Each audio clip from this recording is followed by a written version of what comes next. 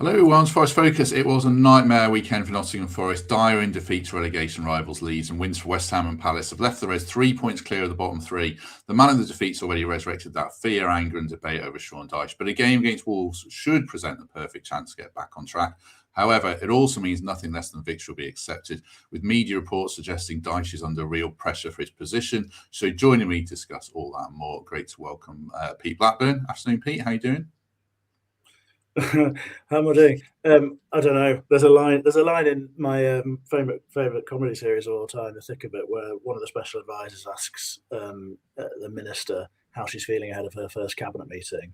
I'm sort of thinking about Wolves in the same sense coming up, and she says anxious, nervous, worried, and that's where I am. Anxious, nervous, worried. Maybe quite a few people are. Great to have Kelvin Wilson back with us. Kelv, how are you? Yeah, I'm not bad. Been better, but yeah, not bad. Well, we've got a lot to get through around. We'll talk Leeds, we'll talk Wolves, we'll talk big picture as ever on a Monday. Pete, full disclosure, I gave Pete a bit of a warning before we started. This first answer's got to be fairly short because we've got a lot to get through. As ever, Pete, kick us off with your general thoughts on what we witnessed on Friday. It's fairly short. That's sort of 6 or 7 minutes, is it? I guess. Yeah. Well, yeah. To try and be brief, but you obviously done a very thorough post-match that people can listen to. But I mean, I think I said in the preview, Opta had us winning that game on sort of 1 in 3 occasions as the sort of analysis before it, with them as fairly strong favourites. But I think based on that performance, I'm not sure if we'd win it 1 in 10 times, to be honest. Even if the fortune really fell for us, from the very very off. The signs were pretty worrying. We had 3 or 4 moments where several of our players, I think Dominguez, Abbott and Anderson, were sort of brushed aside as if they were some young kids trying to stop a runaway train or something with their bare hands, as the Leeds left wing back sort of marauded up the side of the pitch, and we looked just so vulnerable. And aside from that, I think the positives aren't easy to find. It's not the first time recently we've said that the basics look pretty grim. I think we look vulnerable a lot of the time. Our set pieces are an absolute shambles. I think we could have had 100 corners, and you're unlikely to see us scoring because even if they're not overhit, it doesn't look like any work's been done on them whatsoever. There's no obvious sort of ideas for blocking people or sort of patterns of ways of going about it. And perhaps I think the worst thing of all, in a general sense, yet again, we just haven't made it hard for the opposition. They didn't have to be brilliant to beat us. It felt like we beat ourselves. The goals are pretty shambolic, and it's painfully reminiscent of what we've seen so many times now, I think, probably against Brighton, Everton twice, Fulham, Braga, Villa. How many times we've just gifted games to the opposition. And these are all games where, on paper, all the pundits would be saying you should be competing in those games. Our squad is plenty good enough to be getting better than what we have. So, yeah, general thoughts are pretty disappointed, pretty frustrated, and pretty worried looking ahead to this week where everything could change and the ownership could be forced into some drastic decisions. It's pretty mad, Kelv, in the sense that we went into that game in pretty decent form, pretty decent results. I thought some pretty decent performances as well. Other people had different views about 1 or 2 of those games, but generally pretty solid. And then you see what we did against Leeds. Does that firstly, do you agree how bad it was? And secondly, if you do agree, does it sound alarm bells for you? Yeah, it was definitely bad. It's one of the worst games I've watched this season. I just thought, was that battled? They looked like they wanted it more. They were more confident. I just feel the players, I think the Forest players, they look sad. It's a weird word to use in football, but they look really sad on the pitch. You can tell they're low on confidence. We're wide open. Every attack, you look like they're going to create something. For that magnitude of game, 6-pointer, with knowing where you are on your table and what's to come, I mean, you go into it and you just, first of all, don't lose the game. Obviously, you want to win it, but more importantly, don't lose the game. And to lose it in the manner they did, it was really poor. The goals were shocking, absolutely shocking. I know Murillo was missing. You take him out, that's the only one really. And Nico Williams, sorry. But I mean, even the lads in front of the back four, they didn't perform to their usual standards. And when you need your players to stand up, it's them games. Every game you do, but them games, it was like a cup final, basically. You need to stand up, you need to turn up, roll your sleeves up, and get a result, no matter how. And that wasn't the case. And alarm bells, Matt. Yeah, I think I said before we came on. I've been saying I'm not worried about us going down. We'll be fine. We won't have a good season, so what we did last year, but I think we'll be fine staying up. Yeah, alarm bells now for me are ringing loudly. Yeah. We'll discuss that more as we go on. We'll talk about the Wolves game. We'll just stick on the Leeds game for a while. Cal, with team selection, Dyche got really hammered for. He was going to play Murillo left back, so he said that in his interview afterwards. So he was going to play Morato anyway. Murillo comes out of the side through injury, and Zach Abbott comes in as a young right back playing out of position. I think it would have been his first Premier League start. You've been a centre back playing right back. That was your route into the team. So, do you think he was wrong to put Abbott in? Do you think he was wrong to put Morato in? When you've got Nets on the bench who's played 100 Bundesliga games, none of us have seen any of them, but he's got experience. What did you make of that team selection? Yeah, first and foremost, I think for him to say that he was going to play Murillo left backs, obviously Sean Dyche as a manager, has been a manager for many years and experience, but for me, that's crazy. The centre of your team, the spine of your teams, for me, is that you work around that. Murillo is known to just playing that centre back. That's the strongest point for him to play. For him to go and play there, if he was fit, would have been crazy for me anyway. Zach Abbott playing at right back. Most players, centre midfielders that are coming through, young lads, you very rarely start in your position. Centre halves usually play at full back, and you work your way in with more experience and the more strength you get, physically, to play in them demanding positions. So Zach Abbott playing at right back, no, he's a young lad, is athletic, is mobile. So no, I don't see that should have been a problem for him to, not long term, but to just fill in at play right back. No, that shouldn't be a problem for me. As for Morata, I'm not one to really pick out players and everything and stuff, but he's been given more than enough chances to prove his worth and to prove that he should be playing. But and for me, he hasn't. I just feel that he weakens the team dramatically. I think he's not reliable. I don't think he's. I hate using the word for centre half. You need to be, tough and hard, but you probably do. You do have to put your head in places. You have to go into tackles. You have to put your body on the line and block shots that are going to hurt and things like that. And I just don't see that he has it in him. And I think he's proved on many occasions that he don't.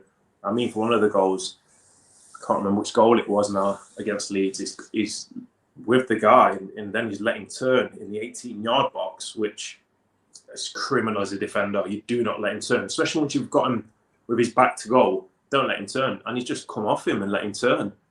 I just feel the selection that Dyche that he made, it was confusing for me. Very confusing.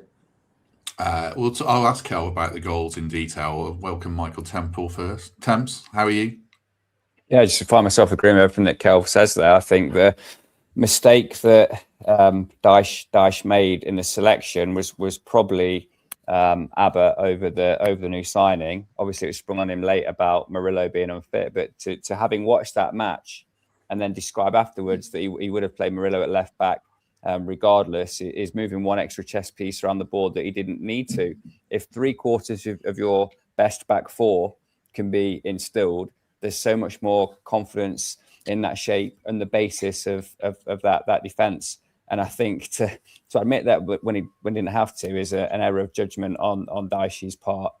I get that there was a late change. I get that Nets parachuted in pretty late, and clearly the Williams and Murillo situations are not of Dyche's making. But that's an error of judgment based on the football that we've all seen this season. But Temps, in the situation that we are, is that a risk worth taking? To play the fullback, you're bringing him in And you're thinking, right, this is a 6-pointer. This is a massive game here. Do I play a young lad that's not started a Premier League game yet? Or do I play another lad who we're bringing in? Because we've obviously had scouts and people say good things about him. That's why we're bringing him in. And play him, because this is a big game. We're exposing Zach Abbott, Kel. If he doesn't want to be Yeah. judged as a right back in the Premier League, Yeah. we're exposing him. That's not on him. That's not his fault. And as you say, it's a young player that's come in, but he's played 100 games in a top tier European league, not some kind of Mickey Mouse Div 3 in Sweden or whatever. This kid's got some numbers behind him. If he had his time again, he'd do that bit differently. But yeah, I agree with everything you've said there, Cal. It's hard, right? Zach's a good trainer, worked for his chance, been patient, done the right things. Little mini Yatesy in the way that he prepares for games and looks after himself. But yeah, he looks horribly exposed, and as a result of the job he was asked to do, which isn't his job. He's an aspiring centre half that's probably missed a loan that he needed, and looks that little bit raw, tries too much. But to expect a impactful Premier League game from him at right back with a makeshift centre half pairing was hiding to nothing. We'll talk about the goals in one sec. Just one more point on the game that I wanted to make on Friday and totally forgot, Pete. It felt a little bit like Brentford away to me, in that their first goal, which is an absolute horror show, which I'll ask Kelv about. There was a moment in the Brentford game where Sells came out, made a similar save that Ortega couldn't quite make. We score soon after. We defended pretty well after that. Against Leeds, the goal goes in and we absolutely buckle. Is that fair about the Brentford game? And is that another worry that, I don't know, in adversity, sometimes we're hopeless, but then other times we're really quite strong. Like Palace, we were good. Arsenal, we were under the cosh. I just don't know what to make of this team. That isn't a question. That's a series of statements I've thrown at you to react to. Yeah, I sort of agree with some of them. I disagree with some of them. I think I'm certainly not as high on the Brentford and Palace performances as you are generally. I think I said at half-time in the matchday vlog for the Palace game that actually I thought we looked pretty vulnerable on quite a few occasions, and had they been better on the day, they would have potentially put us to the sword as well. I think that was quite an open game. I wouldn't describe that as sort of controlled, really. I guess there are some similarities in the Brentford game, and the one that really sticks out for me is the one that you picked out in terms of that moment where the keeper rushes out. And I think arguably Sells' greatest strength is in those moments where he is quick off his line and is really quite good at making himself big and smothering the moment there. Whereas Ortega couldn't really have looked much less convincing in that moment. And I mean, I'm not interested in digging him out at all, because I guess you'd probably have to expect a degree of rust on a player that just hasn't played actual first team football for so long. But yeah, there were, I think, quite a few moments with Ortega where it was sort of like a robotic leg out here or there. It never really looked like he had that sort of presence in those moments that Sells had. So I think that is a similarity between the two games. But I don't know. I mean, I've spent much of the weekend trying to forget the Leeds game, but my sort of recollection of it is being pretty terrified from the first 5 minutes on, because they, as I said before, they were rampant down the left-hand side. Several of our players were just sort of chucked out of the way as a left wing back like ragdolls, and were it for a couple of centimetres one way or the other, Zach Abbott's scoring an own goal there. There's chaos in the box on several occasions. I'm not sure that you can think Forest have been unlucky in any sense in this Leeds game. I mean they've had 7 big chances in the game and we've had 2. There's only one person coming out on top of that, really. I think there's one other similarity between Leeds and Brentford. Igor Jesus scored a very low percentage chance against Brentford, and he missed not a sitter by far, but a decent chance with that header against Leeds that maybe Chris Wood scores. I don't know. But first goal feels massive for us. Right, everyone can strap in for Kelv's goals analysis next, which won't be fun. But just before that, a quick word for, the Trent Nav. Obviously, we play Wolves next, which we'll preview a bit in this and fully tomorrow. After that, the next game is Fenerbahce in Europe. If you get to the nav before 5:30, you've got a free chance of a pint of Madri. Pizza Kitchen is open. There's 17 screens throughout the pub as well. So watch it if you're not in Istanbul. And obviously the vast majority of Forest fans won't be enjoying the game in Istanbul. So if you want to watch it with a lot of Forest fans, do get down to the nav, book for guarantee seat and enjoy the game there. Right, Kelv, you touched on the second goal a bit there. The first one is obviously a horror show. It felt like quite a lot of people were at fault there from Olaina forwards, I guess. Explain to us how what felt like a very basic goal ends up in the back of our net. I think first the lad's got time on the ball, so as a defender you drop off anyway. You don't play too high, but still I think it's under control because the players are in front of them. They're not in line. I think is it Bogle that scored? Yeah. From right back, yeah. He's running from Olaina's side. But if you see when he's running in, he's in front of Olaina and Morata. So Morata can see him.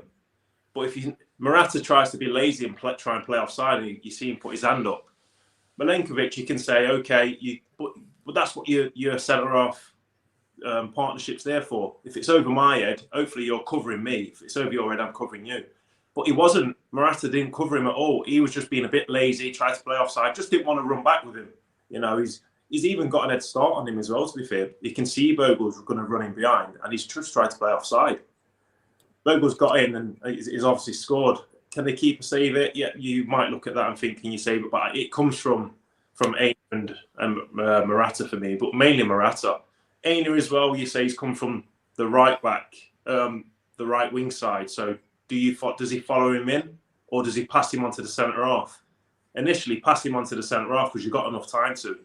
But because Morata was stepped up trying to play offside, Aina's got to go with him, which he didn't. So it was just a complete mess, utter mess.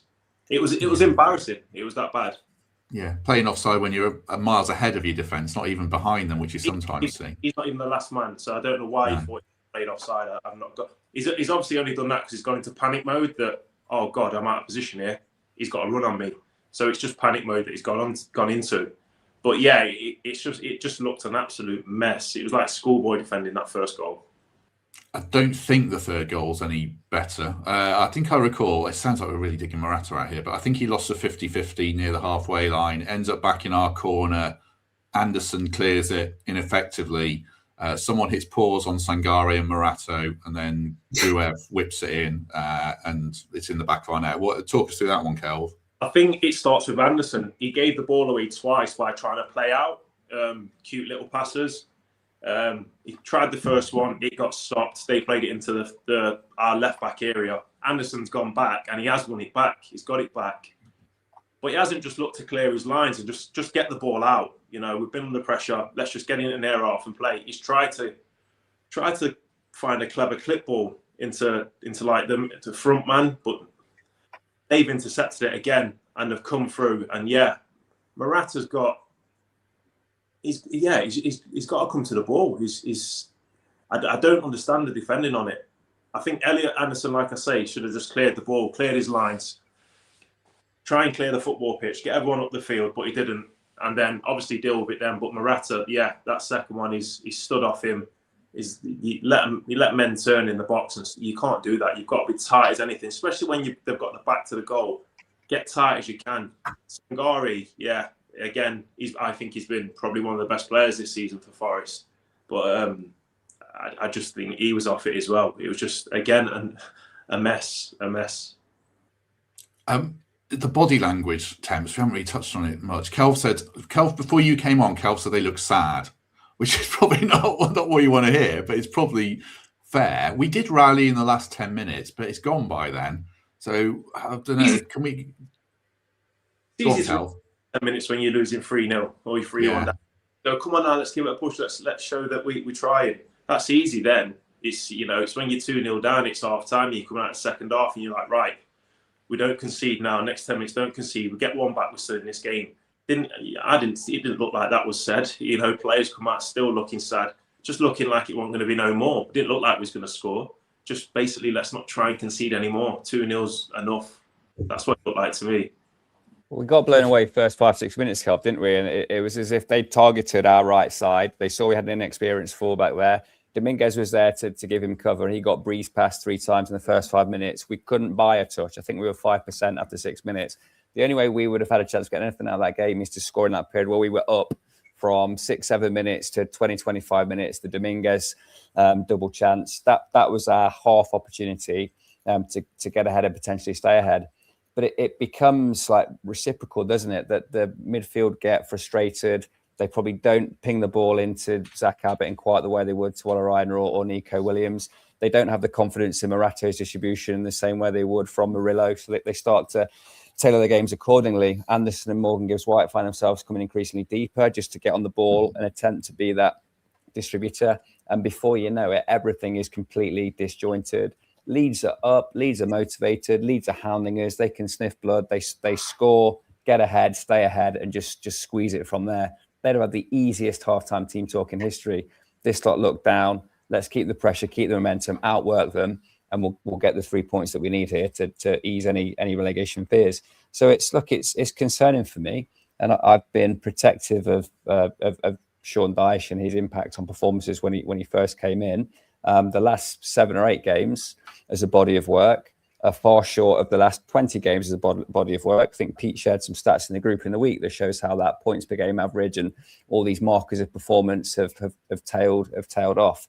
And you fear now what is at stake on Wednesday night. We certainly don't feel as confident as we did coming into this run of 3 fixtures, which could have made our season or certainly ease us away from relegation trouble. Now we're in a spot where anything but 3 points against Wolves puts us under serious pressure, puts Sean Dyche under serious pressure, and inches us closer and closer to the unthinkable. So more concerned than I've ever been. But taking that game and having reflected on it for 2 or 3 days now, we were not as motivated, as committed as Leeds were. They worked for that victory, they deserved it, and we found ourselves wanting. I think the strange thing about, you can spin narratives around stats, Pete, and brackets of games. You could say it's 2 wins in 9, but then if we beat Wolves, it's 11 points from 5 games, which is the kind of stuff we would have dreamed of a few months ago, and it looks great. If we plug Nico Williams back in, Murillo back in, I think we should start Luca. Do you feel remotely optimistic, or are going into this Wolves game and look how the things can change quickly, or not? I think I'd probably have to answer that question late on Tuesday night when we know what West Ham have done, to be honest, because that's going to have a significant bearing. That is the other big factor in this. There's no Luton or there's no crappy Southampton teams that affects our mood massively. We wouldn't be having this conversation if West Ham hadn't won 3 out of the last 4. We'd been going, oh, what a shame, we missed another opportunity. Let's beat Wolves. Now we're all crapping ourselves, basically. Yeah, it's a very different situation to the ones we found ourselves in before, in this sort of relegation threat wise. Because firstly, because it's a lot more important this time round. This is a squad that costs an awful lot of money, with lots of quite a number of players earning very high wages, including some over $100,000 a week. And where you start to talk about a club that has been building for several years, then you look at relegation and the impact is pretty significant. You're potentially talking about quite a lot of people losing their jobs behind the scenes, and you're also talking about very, very significant changes to playing staff and all that sort of stuff. And the finances will be a problem as well. So it's different in the case that the stakes are high. As you're right, it's also different because of the opposition. And I think I'm right in saying we've lost two of our last Premier League games against newly promoted opponents, and in the previous 15 games we'd only lost 1. So that is a big difference, and it's starting to look pretty troubling to me. And I think the general argument, we keep having this argument on the pod about sort of performance versus results, and you said about how you can look at stats however you want, and you're absolutely right in that. And you can question what bracket you use or whatever, but I'm looking at this sort of period since Spurs when the concerns sort of begin and crystallised throughout that period for me. So I think that's 9 Premier League games. And the problem isn't necessarily just the results. The problem is also what results perhaps we should have got and where the sort of fortune may lay and such like. And I think that's 2 wins in 9, right? And I know that you like the Brentford performance a bit more than I do. Personally, I think we were pretty lucky to be in that game after an absolutely torrid opening to it. But still, obviously, we showed a good period in that game as well, and then we sort of held on for our lives, and that was a good result, and obviously I'm happy about that. But that's one win of the two, and then the other one is against West Ham, where I think we've got pretty much no right whatsoever to say that we deserved a win in that game.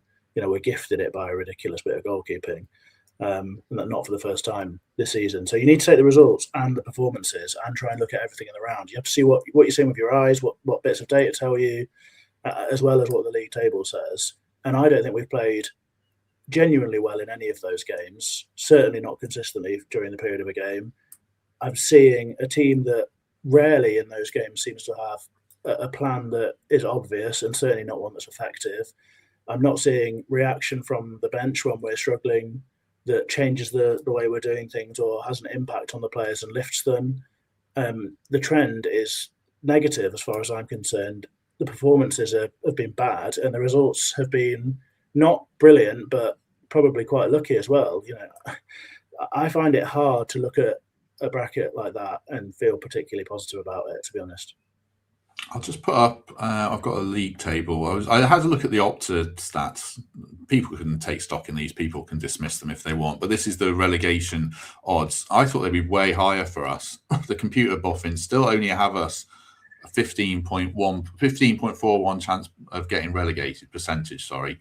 West Ham still 73%. I've got the fixtures on screen for the next 6 games for Leeds, Forest and West Ham, although we do have to try and drag other teams in, which we'll discuss. They look very much of a muchness to me, all three. When you see that, Temps, it's just, you always like cricket runs on the board. Points on the board is so massive. If we just can get to 29 points and beat Wolves, I still think it's very hard for West Ham. They've got to beat Man U if we beat Wolves, to me. How do you see it? Yeah, that number surprised me in the right-hand column there, the perceived percentage chance of relegation. I had at least double. Yeah, at least double, 35%. Look, West Ham are behind. We have a superior goal difference, and they've got to find that win. But as you've said, they've motored in recent weeks. If they pull off one against the head against Man United, then those numbers will change quite significantly. I think this just serves to show the opportunity that we've missed in the last 2 games. We've taken 1 point from 6 against beatable teams, and there are reasons for that, which we've debated to death. But I perceive from what I've seen, what I feel from West Ham, the manner in which we are struggling to get our best 11 on the park, the question mark that exists over who's going to wear the 9 shirt for the rest of the season. I've probably got us as a 1 in 3 and West Ham as a 2 in 3 at this moment in time. So the next couple of games will influence this, I'm sure, but I don't feel as comfortable as that percentage in the right-hand column suggests. How are you feeling about it all, Kelv, when you see those fixtures on screen for those 3 teams?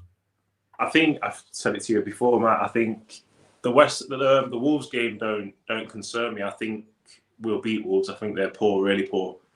So I think we'll get a result there. I know you're saying if West Ham don't beat Man U and we beat Wolves, it should give us a bit. Yeah, it will obviously give us a bit more breathing space, but I still think there's a lot more games to be played, and it's still worrying for me. No, that's fair. I think it is fair. It is fair. Just Matt, can I just really quickly, partly because I want to ward off some comments from one particular angle that will be made about like the sort of doom mongering or whatever.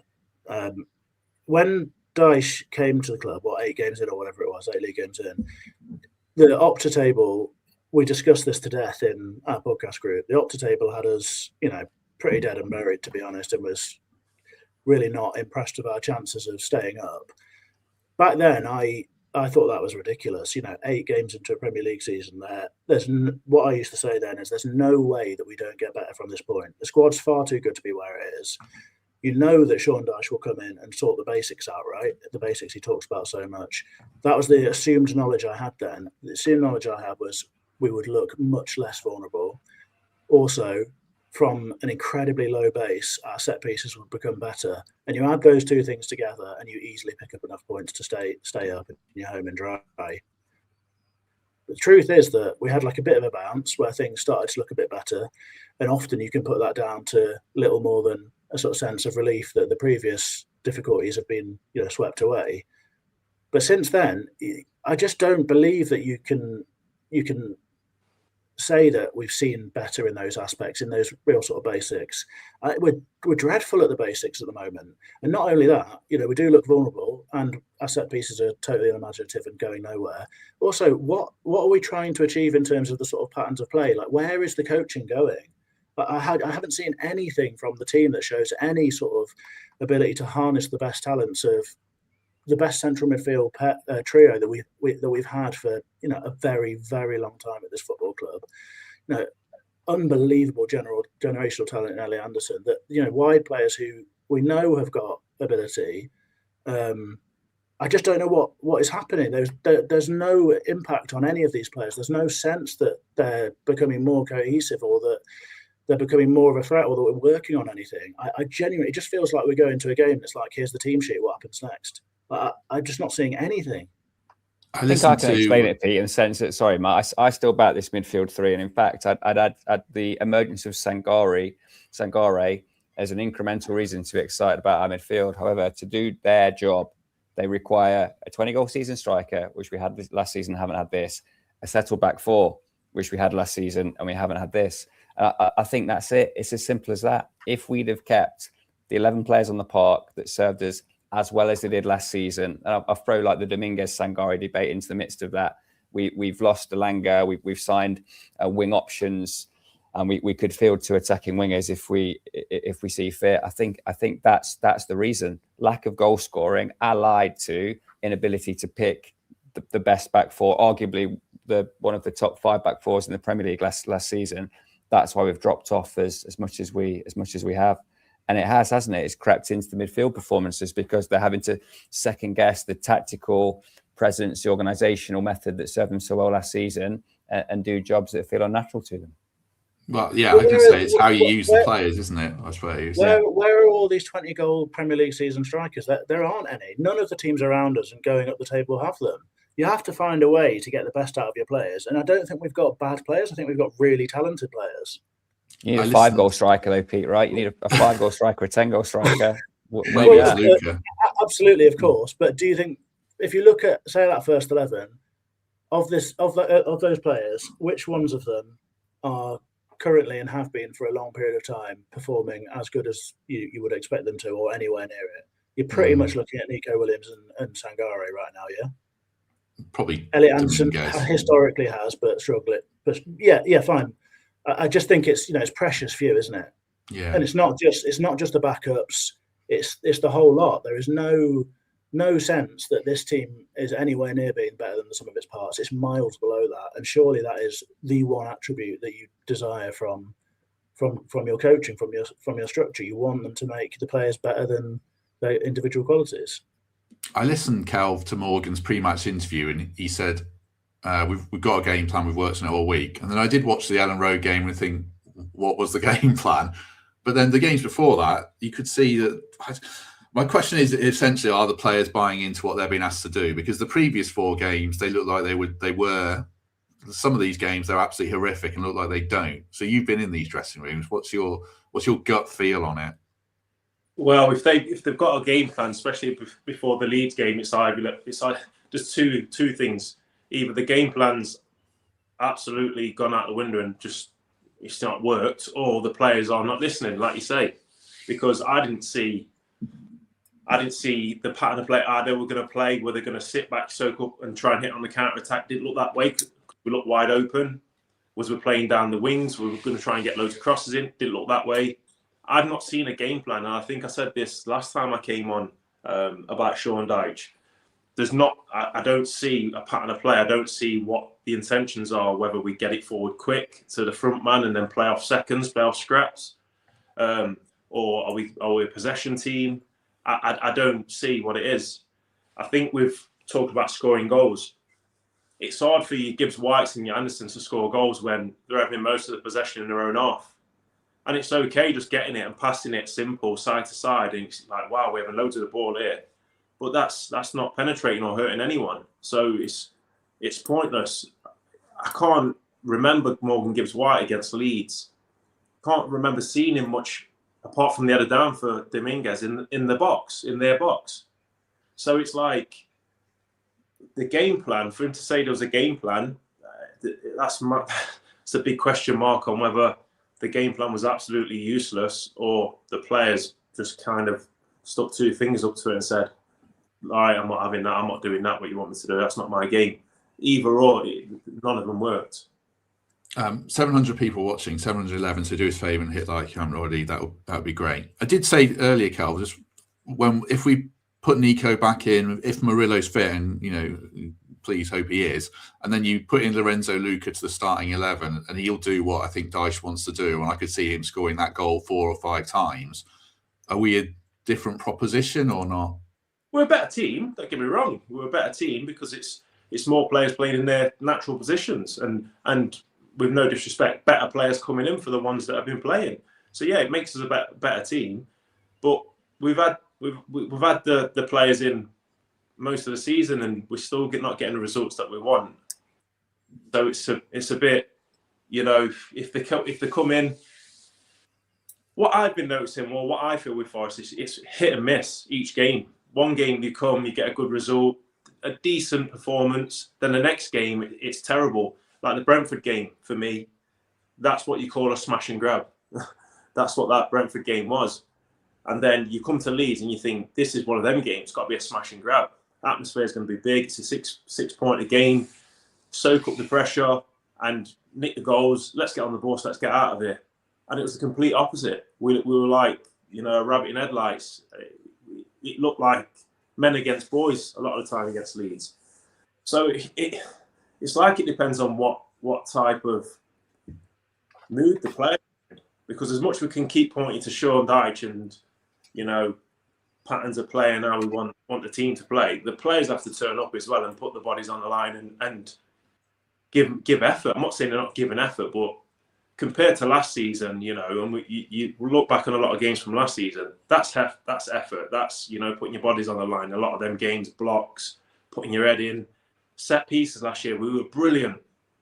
This season, we're just terrible. So as much as we keep pointing the finger and questions keep going towards Sean Dyche, I think a lot of onus needs to be put on the players as well, to be quite honest.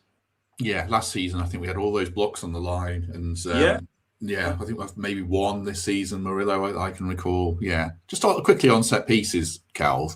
Are you seeing, like you see Man U scored that goal, I think they knocked it short to Mainu and he played out to the edge of the box and then Bremo scored.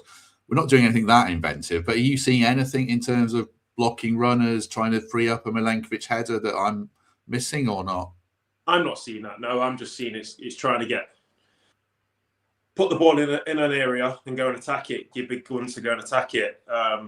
And the ball has to be quality, really. It has to be put right on the money. And that's all I'm seeing. That's all I'm seeing. It doesn't look like there's much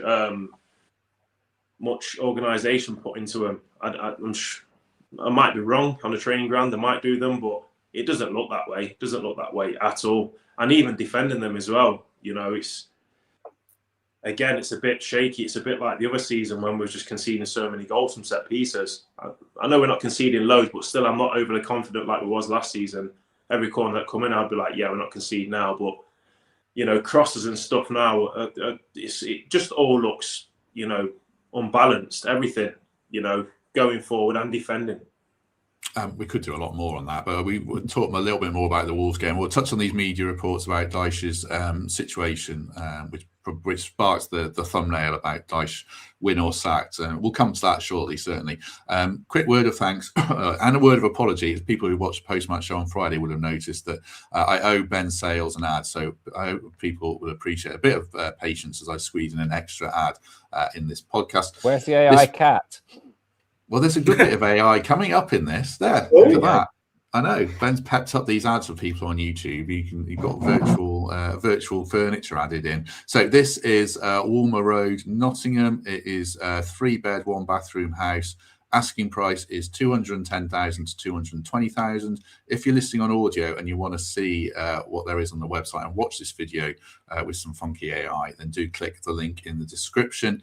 It's got no upward chain. I think it says, according to Ben, fantastic home is move-in ready, awaiting new owners to infuse their unique style and charm. Don't miss the chance to secure this remarkable property. Schedule your viewing today. It's, as I said, 3-bed, end of terrace house. So do click the link in the description. Right, back to business. As I said, the thumbnail is about Can we talk Dyche. about houses some more? What? I think I prefer that. We can do a property podcast. Let's do a real estate pod for the last bit instead. My wife wants me to do a second podcast to try and make more cash. So yeah, we'll explore all options. Right, back to business. So yeah, the thumbnail is about Dyche being under pressure. There's a report on the BBC website by Sami Mokbel, who I'm sure has good connection with the Greek ownership. I think he went out there and interviewed Marinakis for a few days, basically. And he's saying, Dyche is losing support in the boardroom, under increasing pressure, position not as secure as it was, all those kind of buzzwords that you see. talkSPORT also saying similar stuff. So basically, Dyche could be under pressure. If we don't beat Wolves, then that could be toast for him. Temps, what are your thoughts about Dyche's position and how essential it is to beat Wolves? Because we've got to make this more than just us and West Ham, haven't we? Even if it's short term, we've got to drag more teams into this. Of course he's under pressure if he doesn't beat Wolves. Not because he's Sean Dyche, because of the results. So that's the brutal trade-off of being a Premier League manager. You get paid handsomely, you get sacked easily. And the mood in the ground, the mood in the dressing room will be toxic if we lose to Wolves. So I think he'll be under significant pressure, and it wouldn't surprise me to see the picture of the corner flag. I'm not happy about that. I want him to win. I want him to ease himself away from pressure. I've got no desire to sack another manager. But if come 10 o'clock on Wednesday, we've walking out the City ground with having not put 3 more points in our pocket, and even Wolves have turned us over at home, then yeah, where is the impact? Where is the influence? Where is the solidity, the basics that he has consistently instilled in teams to make them punch above their weight? This is not a relegation standard group of players that he's trying to add value to. This is the 7th or 8th most expensive squad in the league. Yes, he inherited a bin fire, but he stabilised that. He got us to a point where we weren't looking over our shoulder, and now we are. So yeah, I think there'll be a board debate if we lose on Wednesday night. And knowing how those things go, I'd expect they make a change if we lose. I should counter that by saying I still expect us to win. I expect us to beat Wolves. I think we're a far better side, and we could blow them away 2-3 by 2 or 3 goals. But everyone, not least Sean Dyche, knows he's under significant pressure if he doesn't beat them on Wednesday. Yeah, I spent all eyes on West Ham as well. I still think that West Ham Man U result will probably influence conversations. On that, Pete, just on the manager thing, we won't dwell on it too long because I think we will beat Wolves, but it's the big debate everyone's having. Those reports are out there. My position's always been and always will be, don't make a change until the risk of relegation is greater than the risk of sacking the manager. I don't know what that tipping point is. It might well be if West Ham win and we lose, then you'd probably back West Ham to stay up over us. So it does feel pivotal. Where are you at? The same equation that you've outlined is how I see things. I mean, I guess ultimately that equation's a bit futile because neither of us has a definition for it. So what it actually means is a different question. I think that I'm getting pretty close to that tipping point. But whilst we are ahead of West Ham with points in hand, I think it would be more of a risk to do it than to look elsewhere. And obviously, the time that we're in the season plays a part in that. The options for replacements play a part in that. I mean, we're getting towards a point now where you'd think if the manager is relieved of his duties, you're probably looking at internal caretakers like, Warren Joyce and Andy Reid or somebody taking over rather than appointing a proper name experienced manager from elsewhere. And you have to consider that as well. I mean, I think that come Wednesday night at 10 o'clock, as Temp says, if I'm walking to the pub and we've lost against Wolves with another performance like the Leeds one and West Ham have won, I think I would be pretty tempted to press the button, because at that point, I think it would be hard not to feel like what this group of players need right now is someone who puts an arm around them, figuratively, obviously, and probably, literally, but can sort of help them buy into, or really probably sort of co-design almost a method of trying to get the best out of them for the rest of the season, trying to take a bit of pressure off and saying, Elliot Anderson, Morgan Gibbs-White, how do you think you can drive better performance from this team? And at that point, I'm not sure I could.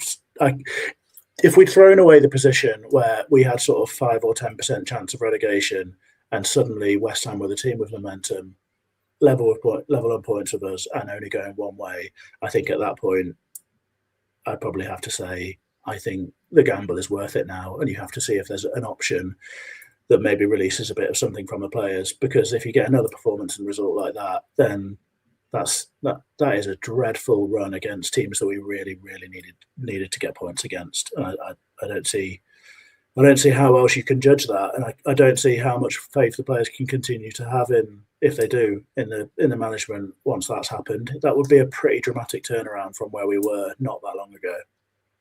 Yeah.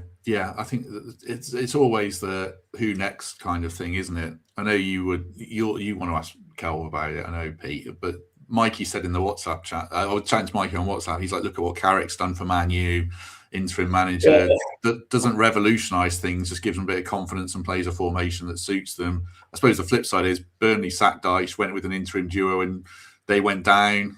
If it is an interim duo, Warren Joyce had a look at his managerial record. It's pretty decent in terms of win percentages at Hull, Melbourne, Victory and Wigan. But he hasn't managed for 5 years. Andy Reid speaks really well in the media about tactics. I don't know if he'd even want to do it. So I don't know. There's a lot that goes into this. What are your general thoughts, Kelvin? And then I think Pete wants to pick your brain a bit. I think it's a massive risk. I think if you sack Dyche, I know obviously we talk about if we lose Wednesday and if West Ham win, etc., all these scenarios. But it is a risk to go for your 4th manager in a season. Who's going to want to take that job? Who's going to want that pressure or want the possibility of relegation on their CV? Because to bring a decent manager in, he's going to come in thinking, if these players don't buy into my way of playing or what I want to do, like they haven't Ange, like they haven't Dyche, and like they possibly might not mine, I'm going to get relegated, and that's on my CV. So this will be the question, what the chairman will have to talk about, what manager could we get in, who would want to do it? And then you talk about interim managers, your Andy Rees, etc., these guys. Yeah, Rees a great guy, great experience, talks well, done all his badges. Again, he could get the Michael Carrick reaction. Who knows? Again, it's a risk. It's a risk. Are you willing to take it?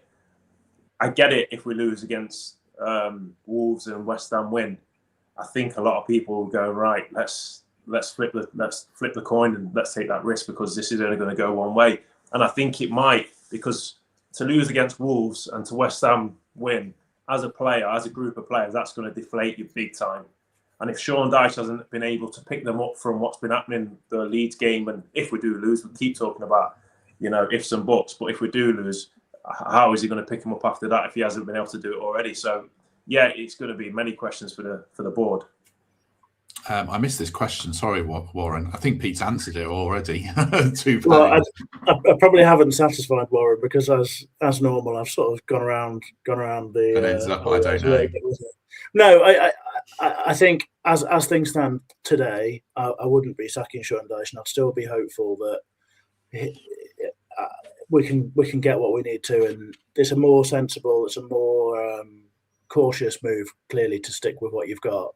But I do think that there's something, symbolic and feels important about if things shift to the extent where we are no longer the team leading that relegation survival battle, and with others chasing us down. If suddenly we've thrown all that away and we're now chasing, I wonder if maybe that's the time that you have to take a risk and try and change things, because the trajectories are pretty clear, both for us and West Ham. Yeah, I mean, it's a lot of people online I've seen saying, why hasn't Dyche been sacked yet? But I just don't do that, because not yet. It's so hard. But no one takes any pleasure in any of this stuff, and it's horrid. Like, this is just a situation we shouldn't be in. And for anyone pretending that it's an easy decision to make, even with all of the way that I've outlined how I feel about how it's going at the moment under Dyche, it's still a ridiculously hard decision to make because the outcome is enormously impactful. And the truth is, you don't have the sort of level of control over what would happen after that you'd like to. It's not like it was when Dyche came into the football club when we had 31 games left or whatever it was, 30 games left. This is it now. The decision you make will, obviously you'll never know the counterfactual, but the decision you make is just going to determine what happens now. And it's not an easy decision to sack Sean Dyche right now because he's got a record, he has got experience, and he has got results on the board since he's come. The concern is the trajectory and the way the performances are suggesting results will go from now on, I think. The only thing that's really worrying for me is, results are the main thing. That's football, the bread and butter. But the way we're playing, it's not even like, we're playing okay. We're creating chances. We're just not scoring them. It's not. It's the performances of, even when we have won games, again, at least we've won. The Brentford game stands out for me. It was a smash and grab. But to not be playing well and losing games, that's a worry. It's when, we played all right. If we would have scored X, Y, and Z goal, we would have won that game. It's not been the case. The Leeds game, that being evident, we didn't. I think we looked at the goal twice. Worked the Sangari shot at the end. I wouldn't even say that was a chance, to be quite honest with you. Darlow's comfortably, he made a show of it, to be honest. But yeah, I just feel that we're not playing well at all. We're not deserving of any wins in my eyes. I don't think comfortable win that. I just, that's the only worrying thing for me. That's what I worry, that we're not playing well when it's like, right, it's going to come the next game. We're on the way there. It's not. It's just not there for me. If you're talking about that Dominguez shot as being like one of your two chances to win a game in the Premier League, then I just think you're really grasping at straws. It's like, he's made an effort of it, but it's sort of 8 miles an hour, and Darlow's just sort of putting one on for the cameras to make it look lovely. That is not creating chances, and we haven't been doing it for a long time. Thanks to Ant for being a member. He thinks we'll need 40 points to survive. I think I haven't looked at the table. I think that might feel a little high to me still. Maybe I'm still underestimating West Ham. I don't know, but I look at their games. Opta's table was us 41 and West Ham 36, wasn't it? Yeah, still has us finishing 5 points. Yeah, I just don't want it to go to the last day, and I fear it will. In fact, if we don't beat Wolves, then it all goes up quite a way to meaning that it goes to the last day regardless. The reason I said don't sack Dyche before Wolves is it's a game we should win, and there's so many things can change quickly. I feel like it's such a risk to do it, especially when you've got that Wolves game, that you don't take the gamble. The thing about what I was seeing online is people are so certain in their opinions. It's like, he's got to go, we're relegated, we're down. I mean, firstly, we're not even in the bottom three. And how do people know he's got to go, we'll stay up? It's impossible to know either way. Come the end of the season, there's going to be a lot of people saying, told you so, I was right. But they can't know they're going to be right at this stage with so many games to play and so many avenues and directions this can go in.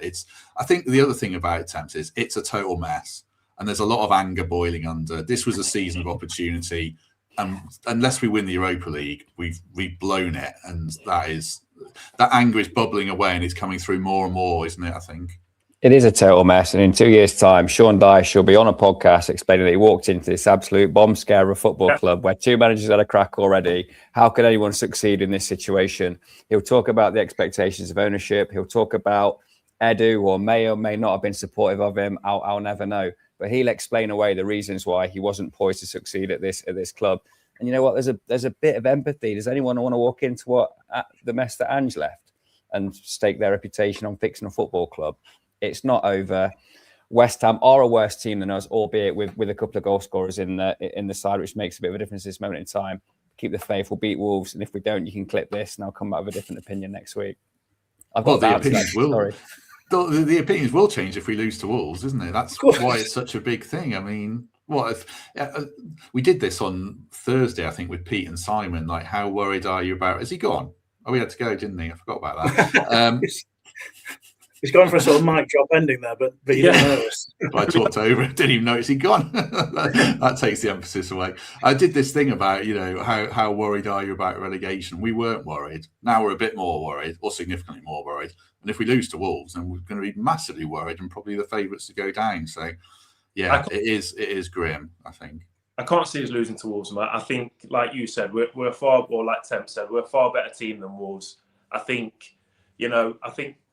the game against Leeds, I think Dyche would have really sat the players down, made them watch the game through, and made it loud and clear that this doesn't happen against Wolves. This is a similar situation. You can't turn up like that. And I think players, they will get the realization now as well, which they should have had anyway, because we're down near the bottom three. But I think, the quality will overcome Wolves. I have no doubt with that. I think Wolves are a poor side. I think we'll beat them. So that's not, like I said earlier on in the podcast, that's not my worry, is beating Wolves and West Ham beating Man U. I just think we'll beat Wolves anyway. I think Man U will beat West Ham, but I don't think that's, oh God, like, breathe out now, we're safe. Far from it. No, I think, what Kevin says here, I think we went round in circles for a good while yesterday, Pete, of what our eyes tell us, what the numbers tell us, what the table tells us. We're getting results, and sometimes I'm not sure how. And then my eyes are telling me we're rubbish and we're going to lose a lot of games.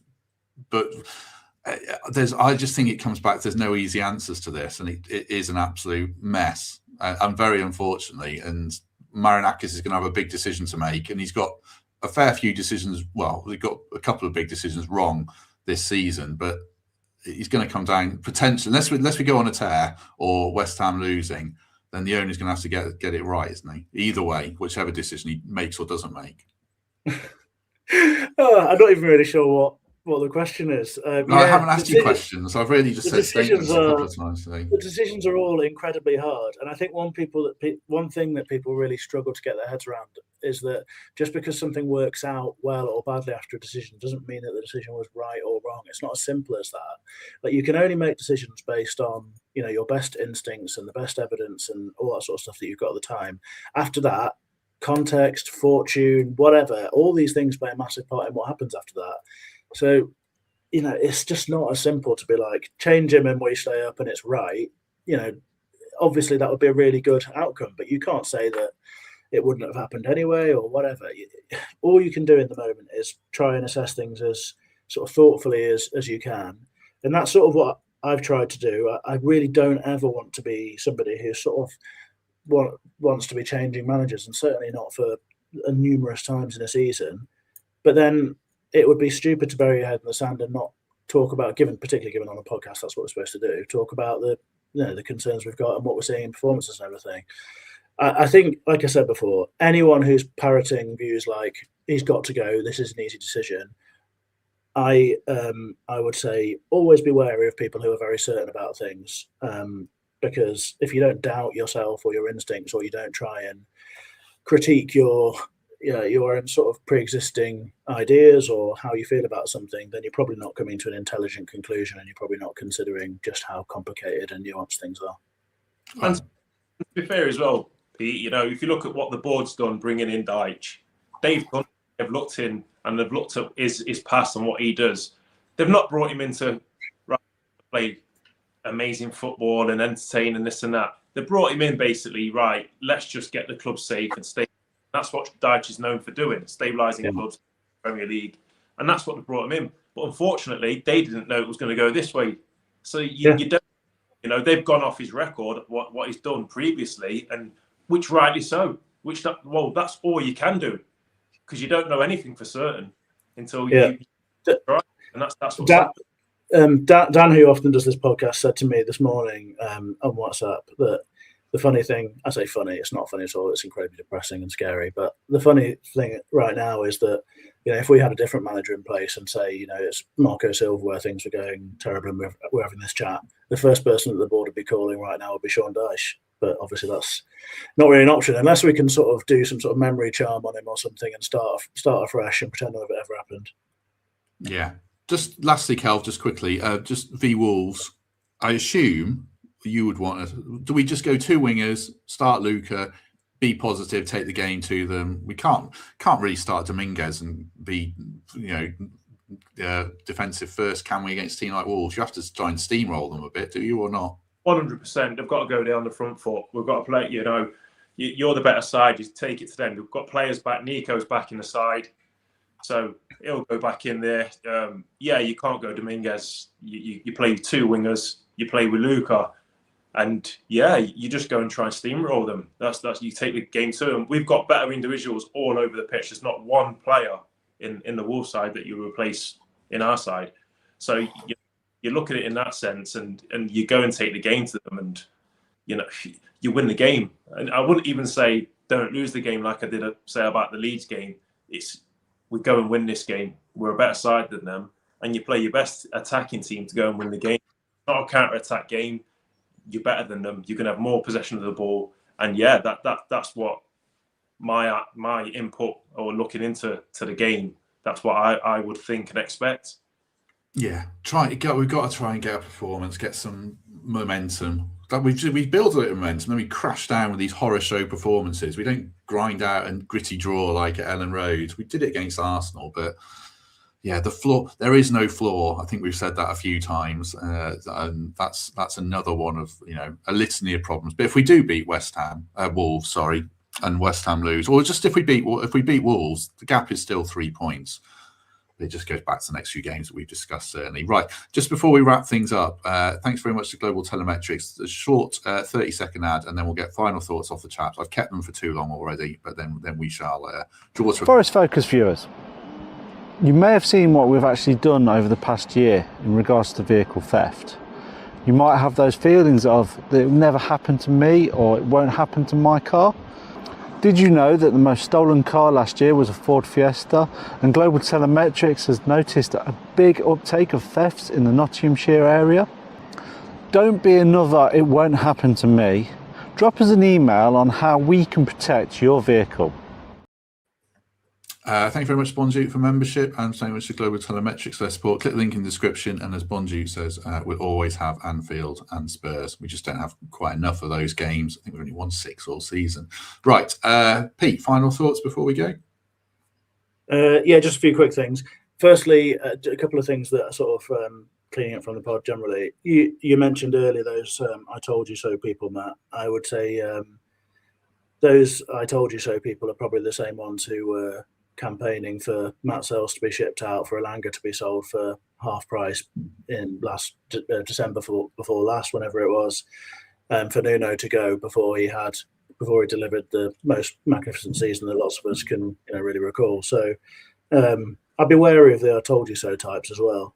The other thing I want to say is because football's been difficult recently and Forest has been difficult recently, it has been quite often a much more toxic time to be involved in podcasting. And it's probably not just this podcast or whatever, but I'm sure that goes generally speaking. I think it's worth saying that, firstly, when we talk about stuff on this podcast, I think we all try our best to be understanding and relatively sort of compassionate in the way we do things, but also to be honest.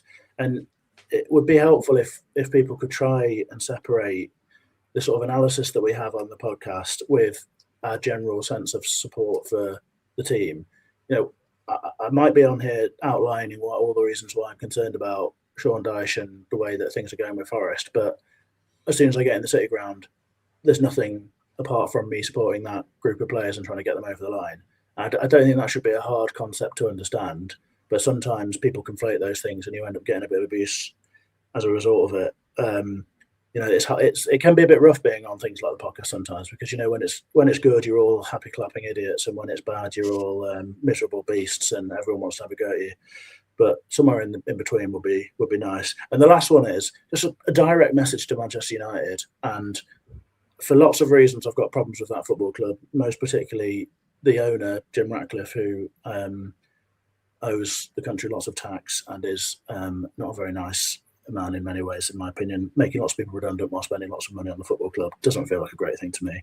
But to Man United, if you lose to West Ham after turning it all around and having this brilliant winning streak, you're not just letting down the man with the big hair, but you are letting down all of us Forest fans, and I, for one, will come and find you, and I'll be livid, because if you're ever just going to do the right thing and be good, do it now, please. We really need it.